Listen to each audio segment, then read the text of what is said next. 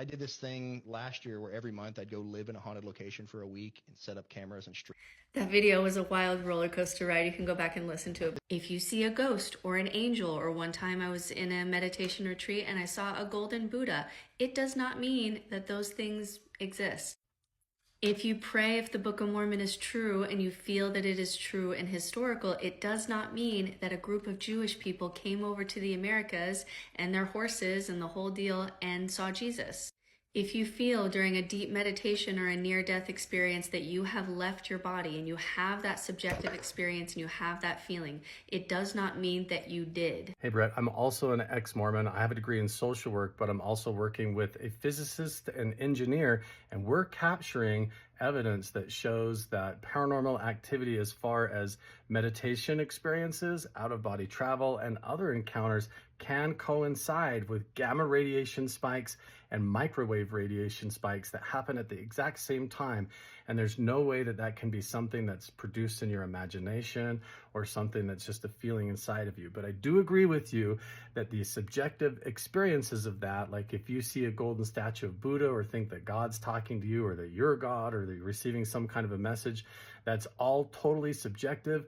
It doesn't make it a reliable source of truth, but there is something to this phenomenon where when you have a sleep paralysis incident, an out-of-body travel experience, or even meditation like remote viewing, that we are capturing the data both in gamma radiation, microwave radiation, and other levels, and sometimes in a repeatable pattern for specific people. So let's make sure that we're not throwing it all into the same kitchen sink and throwing it out together, because there is real scientific research being done to try and see what of this is real and what isn't. Of course, I know of the vagus nerve. I know that you can have total like individualized experiences and who knows what's real and what's not. But let's not just dismiss it all like there is no truth out there. Everything is imaginary and it's all either hallucinated or whatever. That doesn't make it true, but there is real science being done behind all this. People kept asking me, what did you do for your study? So there was a 3-year study, and the whole idea of the study was to determine if there was physical evidence of a signal that prompted the sensations that you get when you experience, which means that you're not getting these things concurrently. It's not being manifested within your head. It's not something you're making up in your head.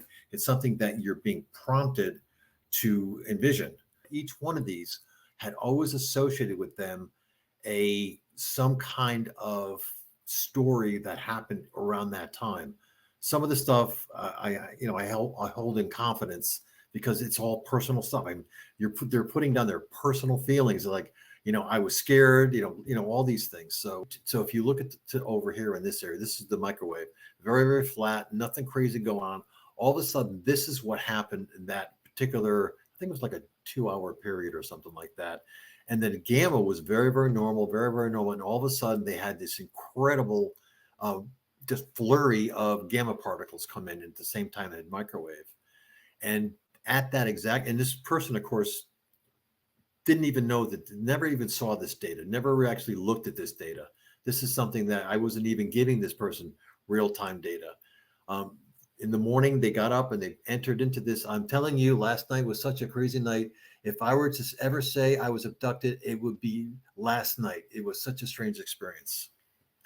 This is a person that is by far the most rational person I ever met, never had any kind of problems or any experiences or anything like this. And then that one night, this happened. And ever since then, there's been multiple experiences happen after that. So this is kind of what the whole idea of this thing is that they will go through their lives categorizing and categorizing all of the things that happen to them.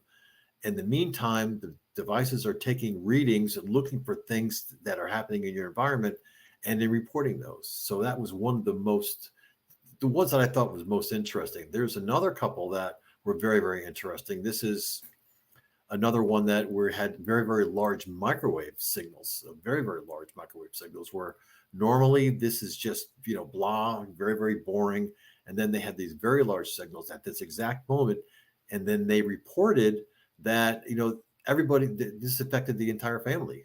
There was people that, if I recall, there's 2 people in the house reported migraine level headaches. One person experienced a severe nosebleed.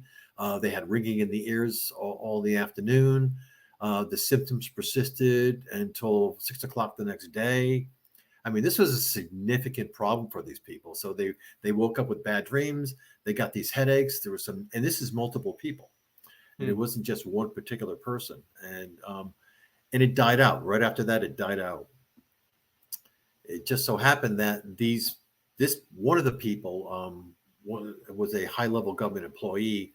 He had prior to this called the FBI looking for because he thought he was being very, very paranoid at home. He thought somebody was following him, so he actually contacted the FBI. Yeah. After this happened, he contacted NCIS and said something's going on.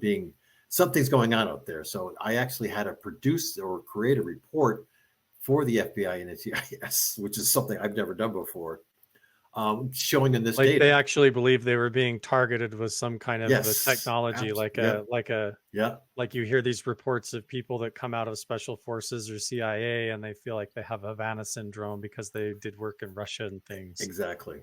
And it scared the whole family was scared. They ended up actually leaving the house. They left, they sold the house and left. So, but this was, just one of the examples where the equipment and the ability for these people to log all of their experiences throughout the day. And a lot of the times these people, the people that were in the study, 2 or 3 times a day, they'll go in and say like, I just felt great today. I had a really good day.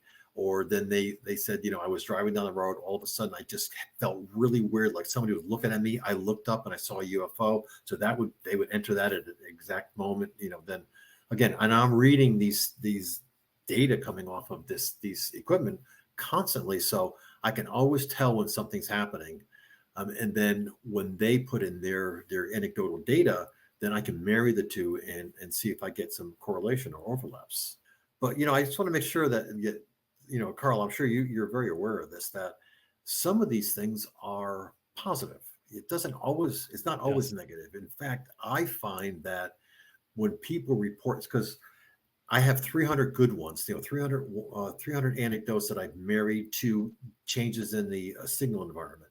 But I have thousands of entries into this whole thing. So they've entered thousands of these things, and it's like almost a balance between good and bad. They said, I had an experience today. It was very euphoric. I felt great. Everything was great. And it kind of goes into a rhythmic thing. In fact, I have you can see this microwave one. It's very rhythmic. This is over many, many days. I think this is over like 2 weeks or something like that, where this rhythmic thing would go up and down and they would feel good. They would feel, they would feel, maybe, they're at some times they feel like, there's somebody's watching them and their guard is up, and sometimes you just feel great. And this actually goes along with that.